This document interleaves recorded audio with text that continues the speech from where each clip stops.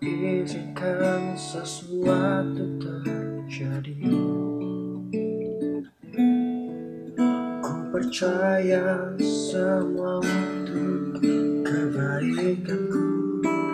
Bila nanti telah tiba waktumu, ku percaya kuasamu memulihkan hidupku. Waktu Tuhan pasti yang terbaik, walau kadang tak mudah dimengerti. Lewati cobaan, ku tetap percaya waktu Tuhan pasti yang terbaik. Mari saudara, rasakan hadirat Tuhan, bahwa Tuhan akan merancangkan waktu-waktu yang terbaik untuk kita. Bila kau izinkan sesuatu terjadi, ku percaya semua untuk kebaikan. Bila nanti telah tiba waktumu, ku percaya kuasamu memulihkan hidupku. Waktu Tuhan pasti yang terbaik, walau kadang tak mudah dimengerti. Lewati cobaan, ku tetap percaya waktu Tuhan pasti yang terbaik. Waktu Tuhan pasti yang terbaik, walau kadang tak mudah dimengerti. Lewati cobaan, ku tetap percaya waktu Tuhan pasti yang terbaik. Lewati cobaan, ku tetap percaya waktu Tuhan pasti yang terbaik.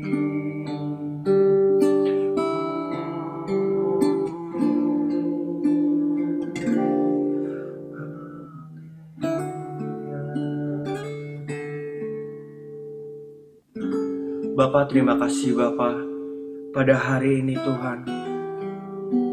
Berkatilah hamba-Mu ini Tuhan, berkatilah mulut hamba-Mu ini Tuhan, supaya apa yang difirmankan berasal dari-Mu ya Tuhan. Terima kasih Tuhan Yesus Kristus, kami sudah berdoa. Amin.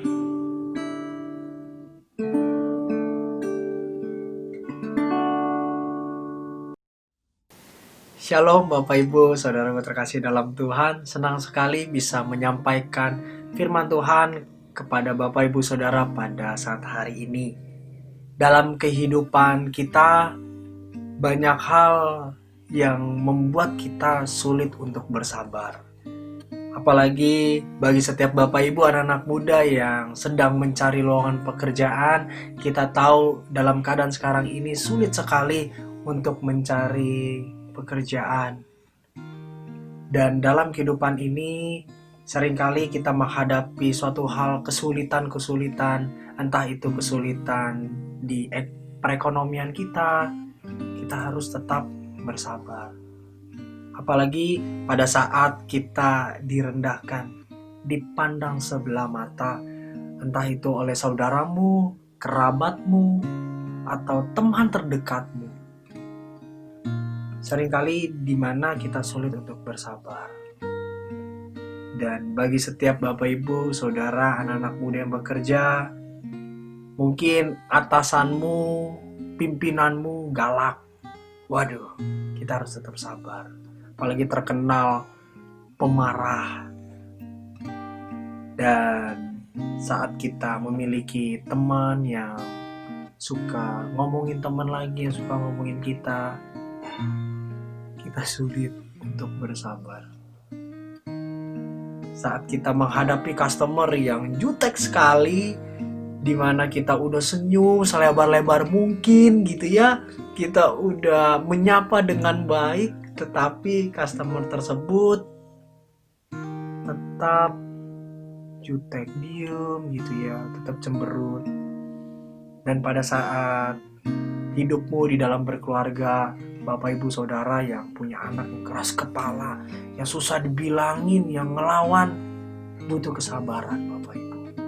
Bagi seorang istri, ibu-ibu, punya seorang suami yang keras, yang sulit untuk diajak bicara, tetap sabar. Bagi bapak-bapak, punya seorang istri yang mulutnya cerewet banget gitu ya, harus tetap bersabar.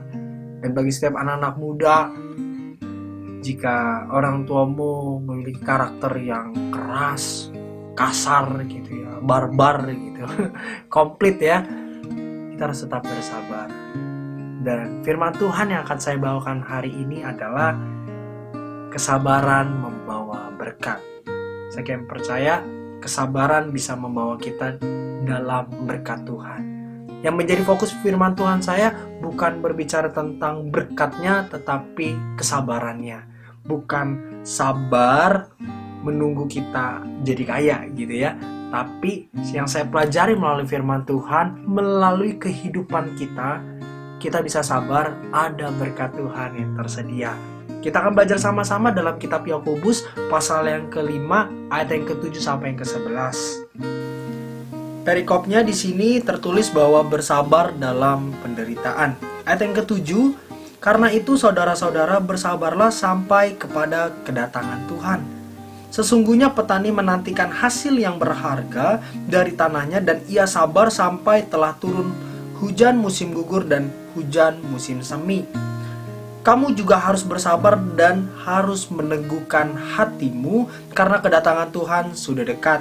Ayat yang ke-9, saudara-saudara, janganlah kamu bersungut-sungut dan saling mempersalahkan, supaya kamu jangan dihukum. Sesungguhnya hakim telah berdiri di ambang pintu.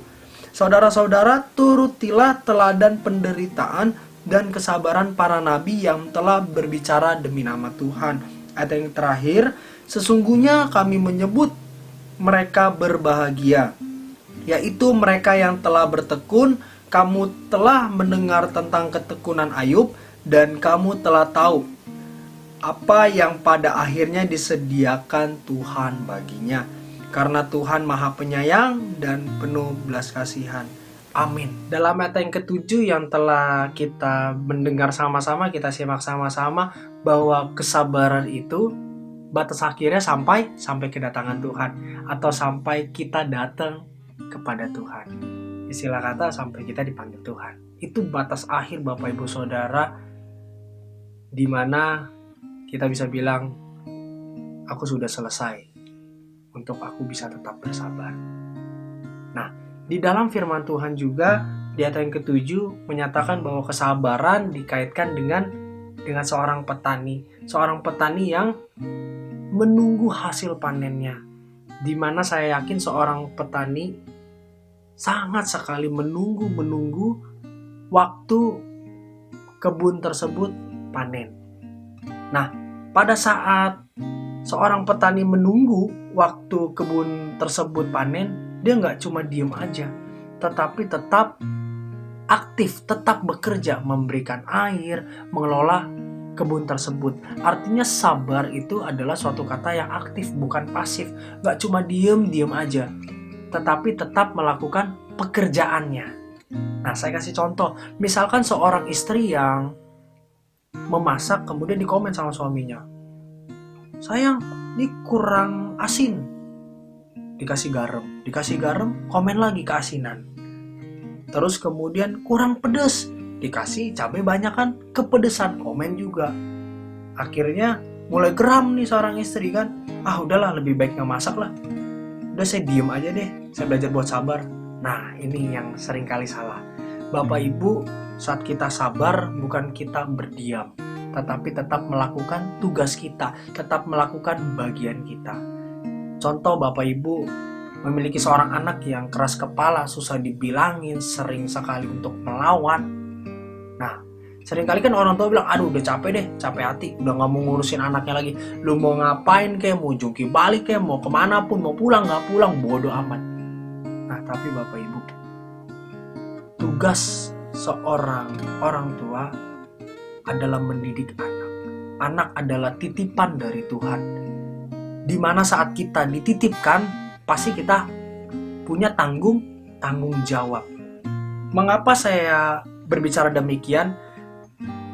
Saya teringat cerita tentang Nabi Eli, di mana anaknya membuat sebuah kesalahan. Eli ditegur Tuhan. Nabi Eli dihukum Tuhan karena tidak memarahi anaknya, karena anaknya telah menghujat Allah. Makanya Bapak Ibu Saudara, mendidik anak adalah bagian saudara dan tanggung jawab Bapak Ibu Saudara. Saya yakin saudara akan diminta pertanggung jawab saudara kepada Tuhan apa yang anakmu lakukan. Jangan lagi bodoh amat atau tidak peduli. Nah, firman Tuhan yang saya bagikan hari ini adalah bagaimana kita dapat bersabar. Bagaimana kita dapat bersabar. Di poin yang pertama adalah meneguhkan hati. Tertulis pada ayat yang ke-8, kamu juga harus bersabar dan harus meneguhkan hatimu. Di waktu kita menghadapi kesulitan, keadaan yang membuat kita tidak mampu lagi untuk kita bersabar, kita harus tetap teguhkan hati kita untuk kita bisa bersabar. Dimana saat kita di dalam rumah tangga selalu ada perselisihan, selalu ada kesalahpahaman. Saya udah gak kuat ngeliat karakter suami saya yang kasar. Saya udah gak kuat ngeliat karakter istri saya yang curigaan terus sama saya. Saya pulang malam, dipikir saya pergi ke suatu tempat yang tidak seharusnya saya pergi. Dibilang saya ada selingkuhan dan lain sebagainya. Saya cuma mau bilang, tetap teguhkan hatimu untuk bersabar. Dan bagi setiap kita saat kita mengalami kesulitan, mungkin Bapak Ibu menghadapi sakit penyakit yang sampai saat hari ini belum Tuhan sembuhkan. Seperti tidak ada pertolongan Tuhan dalam hidupmu. Pertanyaan adalah, tetapkah kita teguh dalam Tuhan? Bersabar menunggu waktu Tuhan. Pada saat kita menghadapi titik terendah, suatu kejadian yang gak pernah difikirkan, suatu kejadian yang gak pernah terbayangkan oleh pikiran kita, tetapi terjadi dalam diri kita. Tetapkah saudara dan saya tetap teguh dalam Tuhan? Tetap bersabar akan waktu Tuhan. Itu adalah poin yang pertama. Di poin yang kedua adalah jangan bersungut-sungut. Saya pelajari dari ayat yang ke-9, di mana tertulis, saudara-saudara janganlah kamu bersungut-sungut. Seringkali saat kita berusaha untuk kita bersabar, di satu titik muncul dalam hati kita untuk kita bersungut-sungut. Misalkan ada seorang anak muda yang baru aja diputuskan oleh pacarnya karena alasannya, kamu terlalu baik buat aku. Iya lah, katanya gitu. Makanya diputuskanlah pacarnya. Dan di mana mantannya tersebut yang berkata demikian, ternyata ada pasangan lain lagi. 2 hari yang lalu pacaran lagi, gitu ya kan, punya pacar lagi. Di situ saat kita bersabar, muncul tuh sungut-sungut, Tuhan udah sakitin hati aku. Kenapa Tuhan kasih pacar lagi, gitu kan? Kenapa nggak kasih jomblo aja seumur hidup? Seringkali kita sabar itu sungut-sungut. Contoh lagi, misalkan pada saat saudara merasa bahwa dipermalukan, direndahkan dirimu oleh keluargamu kah atau oleh temanmu, kita belajar buat sabar. Tetapi di mana saat kita melihat orang tersebut yang telah mempermalukan kita, ternyata hidupnya baik-baik aja, sehat-sehat aja, sukses terus, mulai tuh sungut-sungut. Tuhan, dia kan udah menyakiti hati aku, dia kan udah mempermalukan gue, kenapa Tuhan gak bikin sakit gitu. Tuhan kasih stroke kek gitu ya. Tuhan kasih batuk pilek kek, kok gak seumur hidup gitu kan. Nyiksa juga sih. Nah, melalui firman Tuhan kita belajar bersabar untuk kita jangan bersungut-sungut. Karena saat kita berusaha untuk bersabar tetapi kita tetap bersungut-sungut, istilah kata gua sabar tapi tetap ngedumel gitu ya, gimana sih ini, Tuhan dia udah jahat kok masih Tuhan berkati gitu ya, sabar aja deh gitu ya. Gak bisa. Dimana saat kita bersungut-sungut, kita sulit sekali untuk kita dapat benar-benar bersabar. Itu adalah poin yang kedua. Di poin yang ketiga adalah jangan saling mempersalahkan. Tertulis juga di dalam ayat yang ke-9. Seringkali saat kita mau berusaha untuk bersabar, kita malah menyalahkan orang lain. Kita malah menyalahkan keadaan. Kita malah menyalahkan seseorang yang kita sudah anggap bahwa harusnya dia tidak demikian kepada kita. Dan kita juga tidak bisa mempersalahkan Tuhan. Makanya di dalam poin yang ketiga saat kita bersabar, kita harus introspeksi diri gitu loh. Kita harus lihat diri kita sendiri. Bukan kita malah menyalahkan, mata kita tertuju kemana-mana tetapi kita nggak ngaca istilah katanya. Makanya di poin yang ketiga ini yang saya pelajari adalah jangan kita menyalahkan orang lain atau kita saling menyalahkan. Nah, biarlah firman Tuhan yang saya bagikan hari ini bagaimana kita dapat tetap bersabar. Di poin yang pertama adalah meneguhkan hati. Kemudian di poin yang kedua adalah jangan bersungut-sungut. Ketiga adalah jangan menyalahkan orang lain. Kesimpulannya begini Bapak Ibu, ketekunan dalam bersabar ada berkat Tuhan. Seperti cerita Ayub. Seperti yang tertulis dalam ayat yang ke-11. Di mana sesungguhnya kami menyebut mereka berbahagia, yaitu mereka yang telah bertekun. Kami telah mendengar tentang ketekunan Ayub. Dan kamu telah tahu apa yang pada akhirnya disediakan Tuhan baginya. Kita tahu Ayub menghadapi kesulitan, mengalami kesulitan. Dan di ayat kitab Ayub pasal 42 ayat 10 di mana Tuhan memulihkan keadaan Ayub dan Tuhan memberikan 2 kali lipat. Saya akan percaya buah dari kesabaran ada berkat Tuhan yang tersedia. Bagi Bapak Ibu Saudara, siapa yang mau dapat berkat sama seperti yang Ayub terima dari Tuhan? Amin. Amin. Siapa yang mau terus bersabar? Amin. Harus amin Bapak Ibu. Gak bisa cuma mau berkatnya tapi gak mau sabarnya. Demikianlah firman Tuhan. Biarlah kita bisa terus tetap bersabar. Karena saya percaya ada berkat Tuhan yang tersedia bagi Bapak Ibu, Saudara dan saya. Tuhan Yesus memberkati. Selamat hari Minggu. Shalom.